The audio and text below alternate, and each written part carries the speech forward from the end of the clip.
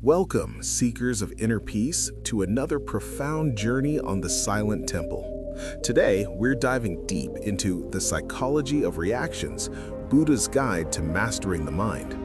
Have you ever snapped at a loved one over something trivial, or felt your heart race in anger during traffic?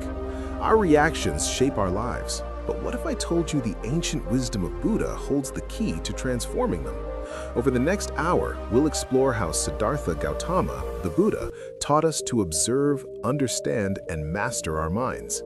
If you're new here, hit that subscribe button to join our community of mindful explorers at the Silent Temple. And as we go, think about this. What would Buddha say about your last emotional outburst? Drop your thoughts in the comments below. We'd love to hear your take on Buddha's timeless insights. Let's start at the beginning. Who was Buddha, and why does his psychology of the mind still resonate 2,500 years later? Born as Prince Siddhartha in ancient India, he lived a life of luxury until he witnessed suffering, old age, illness, death. This sparked his quest for enlightenment. Under the Bodhi tree, he awakened to the truths of existence.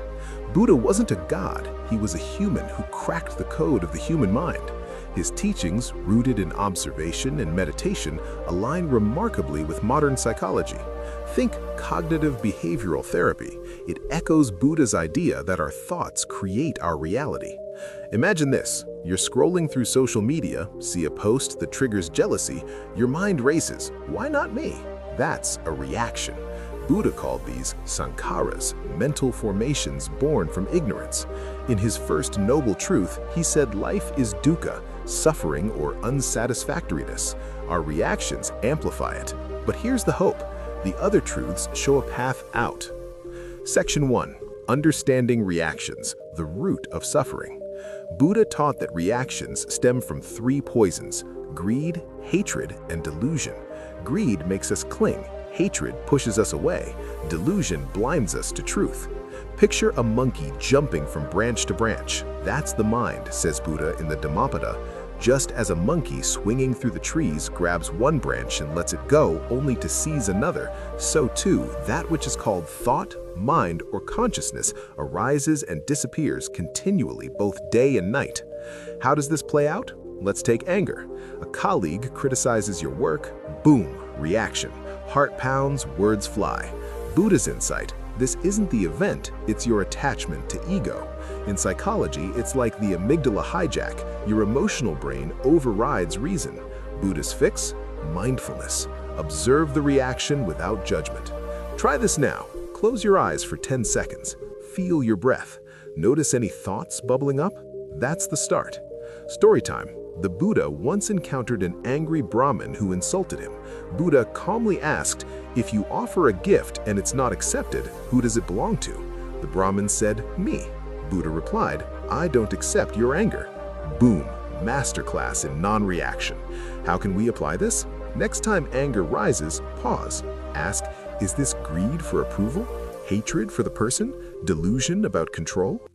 Delving deeper, Buddha's concept of dependent origination explains reactions as chains. Everything arises from causes. Your bad mood, from lack of sleep, from stress, from attachment to outcomes. Break one link, free yourself. Modern science backs this. Neuroplasticity shows we can rewire brains through practice. Exercise for you. Journal your reactions this week. What triggered them? What poison was at play? Share in the comments. How does Buddha's view change your perspective? Section 2. The mind as a wild elephant, taming through awareness. Buddha likened the untrained mind to a wild elephant rampaging through a village, destructive, uncontrollable. But with training, it becomes a loyal servant. How? Through vipassana, insight meditation. This isn't woo-woo, it's Psychology 101, metacognition, thinking about thinking. Let's break it down. Reactions happen in milliseconds. Stimulus, perception, feeling, craving, clinging, reaction. Buddha's Satipatthana Sutta teaches 4 foundations of mindfulness: body, feelings, mind, and dharmas, truths. Start with body. Notice physical signs of reaction: tight chest, clenched fists. Then feelings: pleasant, unpleasant, neutral. Mind: what's the mental state? Agitated, calm? Dharmas, see impermanence, this too shall pass. Real-life example, road rage, car cuts you off, body tenses, mindfulness of body, feeling, unpleasant anger, mindfulness of feelings, mind races with stories, idiot driver, observe without feeding. Suddenly, space opens. You respond, not react. Psychology parallel, mindfulness-based stress reduction, MBSR programs inspired by Buddha reduce anxiety by 30 to 40% in studies. Imagine applying this to relationships. Partner forgets anniversary, reaction, hurt, argument. Mindful way, observe hurt as impermanent, communicate calmly. Parable, two monks cross a river. One carries a woman across, against rules. The other fumes all day. Finally, he snaps, "Why did you carry her?" The first replies, "I put her down hours ago. Why are you still carrying her?" That's clinging, key to reactions. Delving deeper, Buddha's concept of dependent origination explains reactions as chains. Everything arises from causes. Your bad mood, from lack of sleep, from stress, from attachment to outcomes. Break one link, free yourself. Modern science backs this. Neuroplasticity shows we can rewire brains through practice. Exercise for you. Journal your reactions this week. What triggered them? What poison was at play? Share in the comments. How does Buddha's view change your perspective? Section 3.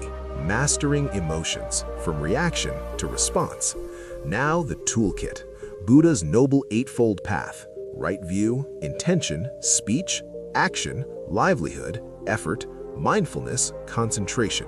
For reactions, focus on right mindfulness and concentration.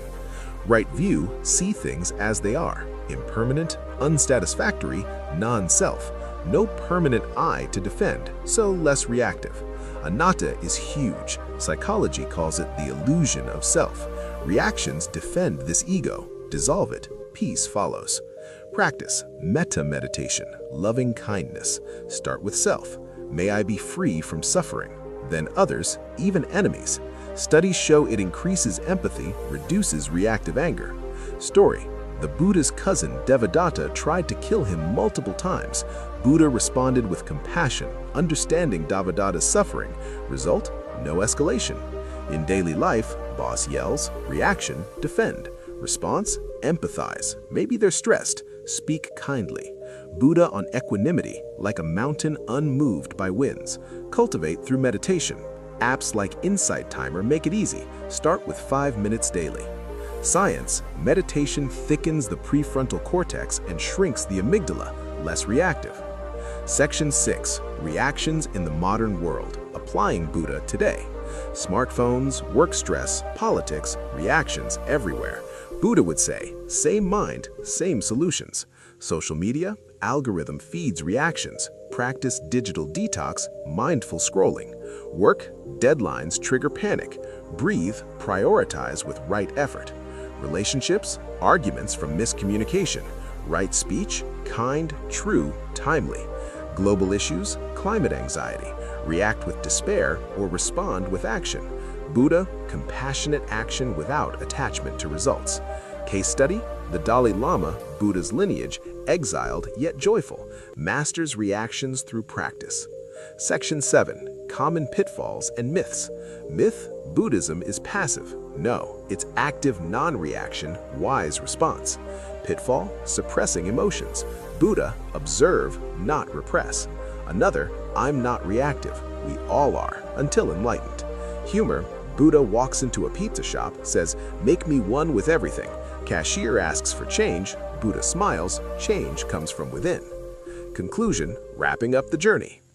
We've explored the psychology of reactions through Buddha's lens, from roots in the 3 poisons to mastery via mindfulness and the Eightfold Path. Remember, the mind is trainable. Start small. Observe one reaction today.